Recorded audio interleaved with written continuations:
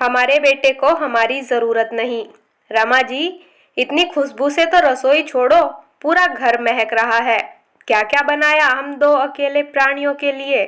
रसोई में जाकर पत्नी के कंधे को बड़े स्नेह से पकड़ते हुए रसोई में बने पकवानों की तरफ नजर दौड़ाने लगे राघव जी। वाह जी, कितना कुछ बना लिया है, जैसे होली दिवाली के पकवान हो। अरे वाह, कड़ी, वह भी पकोड़े वाली, और मटर का पुलाव। देखूं तो इधर क्या है। अच्छा जी, शाही पनीर और भिंडी की कलौंजी। अरे, सारा मेरे पसंद का खाना बना है। क्या बात है, आज मुझ पर इतनी मेहरबानी। तो रमा जी थोड़ी शर्मा गई। झुर्रीदार गालों पर गुलाबी आभा दौड़ गई। फिर बनावटी अंदाज में थोड़ा झुंझला कर वह बोली, हटो जी, अब तुम भी भूल गए क्या? आज महीने का दूसरा रविवार है। आज आदित्य आता है हमारे पास। आज वह पूरे दिन मेरे साथ रहेगा। यह मेरे लिए कोई होली दिवाली के दिन से कम थोड़ी होता है। जी। ये सुनकर राघव जी उदास से हो गए। उसी पल उनके चेहरे पर गुस्से और विषाद की रेखाएं खिंचाई। पत्नी के कंधे को छोड़कर वह रसोई के स्लैब पर टिककर खड़े हो गए, जैसे उनके शरीर में जान ही ना हो। रमा जी के चेहरे की तरफ देखते हुए वह बड़े धीरे से बोले, रमा जी, क्या सचमुच हमारे बेटे को हमारी जरूरत नहीं और उसके जीवन में हमारे लिए कोई जगह नहीं?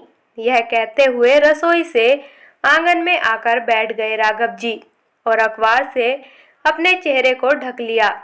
शरीर ऐसा पड़ गया जैसे जीवन शेष ना हो उसके अंदर। जब रमा जी ने ये देखा तो रमा जी ने तुरंत अदरक काली मिर्च डालकर चाय बनाई और 2 प्यालों में डालकर वो आंगन में ले आई और मोड़ा खींचकर अपने पति की बगल में बैठ गई। जब रमा जी ने अखबार हटाया तो देखा राघव जी की आंखों के किनारे से आंसू बह रहे थे। उनके आंसुओं को अपने आंचल से पूछते हुए रमा जी भी रो पड़ी। अपने आप को संभालते हुए सतर्क हुई, क्योंकि उन्होंने अपने पूरे जीवन में अपने पति की आंखों में कभी आंसू नहीं देखे थे और आज उनकी आंखों में आंसू थे। क्या करते हो जी? खुद ही तो उसे बोला था अलग मकान लेकर रहने को, और तब तो मुझे बड़ी तसल्ली देते थे कि मैं बेकार में रो रही हूँ। एक ही शहर में तो हैं हम लोग, बस मोहल्ले का ही तो फर्क है ना? लगभग बिफरते हुए बोले राघव जी। तो क्या करता? नहीं भेजता तो बहू क्या उसे इस घर में रहने देती चैन से? हर रोज कभी पुराने घर को लेकर तो कभी पुराने और बूढ़े हो चुके माँ बाप को लेकर लड़ती रहती थी वो। तो मैं क्या कहता उससे कि रहो हमारे साथ और छोड़ दो अपनी बीवी को। सच ही तो कह रहे थे वो। वह दिन आज भी याद कर रमा जी की रूह तक कांप गई थी। राघव जी के हाथ में चाय का प्याला देकर रमा जी रसोई में चली गई। कढ़ाई में छोकी हुई मेथी अब जलने लगी थी। जल्दी जल्दी से करछी से चलाकर उसे उतारने के चक्कर में हाथ कढ़ाई से लग गया और उंगलियां जल गई। लेकिन उस जलन से मन की जलन ज्यादा थी और मन की जलन ने आंखों में आंसू ला दिए थे। वो बैठ गई फर्श पर निढाल सी, आंखों में तैरते आंसू के पर्दे पर वह दिन जैसे आज उन्हें दिखने लगा था। माँ, माँ किधर हो? देखिए, आज वह बड़ा सा घर ले लिया मैंने। अब मीनू को भी कोई शिकायत नहीं होगी और हम सब इकट्ठे रह सकेंगे इस घर में। बेटे के लिए बड़ी खुशी थी आज, और उससे भी बड़ी खुशी माँ बाप के लिए थी कि बेटा आज इस लायक हो गया कि इतने बड़े शहर में घर खरीद लिया उसने। रमा जी जल्दी जल्दी हलवा बनाने लगी ताकि ईश्वर को प्रसाद चढ़ा सके। तभी मीनू आई। आदित्य, कुछ ही कपड़े पैक कर नए घर में जाएंगे। ऐसे भी माँ पापा तो है ही यहाँ। जिस जिस चीज की जरूरत पड़ेगी हम आकर लेकर जाते रहेंगे। बाकी घर फुली फर्निश तो है ही। लेकिन माँ पापा यहाँ क्यों रहेंगे? तुम सोचो। मुझे नहीं लगता यह लोग अपना घर छोड़कर जाना चाहेंगे। और तुम्हें परेशानी है तो तुम ले चलो इन्हें, लेकिन इनकी जिम्मेदारी मेरी तो नहीं होगी। कितने सपाट ढंग से इतनी कड़वी बात कह दी थी मीनू ने, जिसे सुनकर तीनों स्तब्ध हो गए थे। लेकिन राघव जी ने अचानक बोलना शुरू किया, आदित्य तुम जाओ अपने घर में, हम अपने घर में रहेंगे। और हाँ, किसी को हमारी जिम्मेदारी लेने की कोई ज़रूरत नहीं। हम दोनों एक दूसरे के लिए काफ़ी हैं। आदित्य ने पिता की इतनी सख्त आवाज़ कभी नहीं सुनी थी। वह तुरंत जाकर अपने पापा के पैरों में गिर पड़ा और उनसे कहने लगा, पापा आपने अपना निर्णय सुना दिया और मीनू ने अपनी जिद सुना दी, लेकिन मेरी इच्छाओं का क्या पापा। तब राघव जी ने उसे उठाकर सीने से लगा लिया और कहने लगे, क्या हुआ, एक ही शहर में तो हैं, आते जाते रहना। हो सके तो सुबह जरूर आना, ये देखने के लिए कि हम जिंदा भी हैं या नहीं।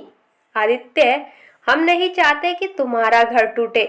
जाओ, खुशी से रहो। बस एक काम करना, अपनी माँ के लिए महीने में सिर्फ एक पूरे दिन के लिए जरूर आना। उसके सहारे वह पूरा एक महीना काट लेगी। आदित्य नहीं जाना चाहता था तब भी, लेकिन उस दिन मीनू ने रात भर कितना बवाल किया कि राघव जी हाथ जोड़कर अपने बेटे के सामने खड़े हो गए। चला जा बेटा, तेरे अच्छे बेटे होने पर हमें कोई संदेह नहीं। बस हम तो यह चाहते हैं कि वो रिश्ता जो अभी अभी बना है वह हमारी वजह से ना टूटे। अपने रिश्ते को समय दो, नहीं संभाल पाए तो मैं जिद नहीं करूँगा, लेकिन बेटा एक कोशिश तो बनती है ना। यह कहते हुए बेटे को सीने से चिपका लिया राघव जी ने। राघव जी ने बस फिर क्या था, एक हफ्ते बाद दोनों नए घर में शिफ्ट हो गए। लेकिन आदित्य रोज सुबह सुबह दूध, ब्रेड और जरूरत के सामान लेकर अपने साथ आता और माँ पापा के साथ चाय पीकर जाता था। माँ पापा की हर जरूरत पर कुछ ही मिनटों में वो हाजिर हो जाता था। महीने में उन्हें डॉक्टर के पास ले जाना, ऑफिस आते जाते, यूं ही कभी भी घर पहुंच जाना उसकी दिनचर्या का हिस्सा बन गया था। महीने के हर दूसरे रविवार को पूरे दिन और रात माँ पापा के साथ रहना। कभी कभी मीनू भी आती थी, लेकिन कुछ घंटों में ही वह वापस चली जाती थी। वो एक दिन हर महीने का दोनों के लिए होली दिवाली सा होता था। लेकिन आज पति की आंखों में आंसू देखकर रमा जी भी रोने लगी। रमा, रमा, आओ तो इधर, देखो हमारा राम आया है। पति की आवाज सुनकर रमा जी भागकर आंगन में आई तो उन्होंने देखा वहां आदित्य खड़ा था। वह जाकर अपने बेटे के गले लग गई। राघव जी का दुख और विषाद सब कुछ गायब सा हो गया। उम्र के थपेड़ों की तृप्त मार से सूख चुकी आंखों में झिलमिल से ख्वाब जन्म लेने लगे। राघव जी ने जाकर अपने बेटे और पत्नी को अपनी बाहों में समेट लिया और मन ही मन में राघव जी सोच रहे थे कि अगर बच्चे लायक हों तो दूरियां मायने नहीं रखती। लोग तो साल में एक दिन दिवाली मनाते हैं, पर हम तो हर महीने दिवाली मनाते हैं जब हमारा राम हमारे घर आता है हमसे मिलने। यह सोचकर उनके होठों पर मीठी मुस्कान की रेखा खिंच गई।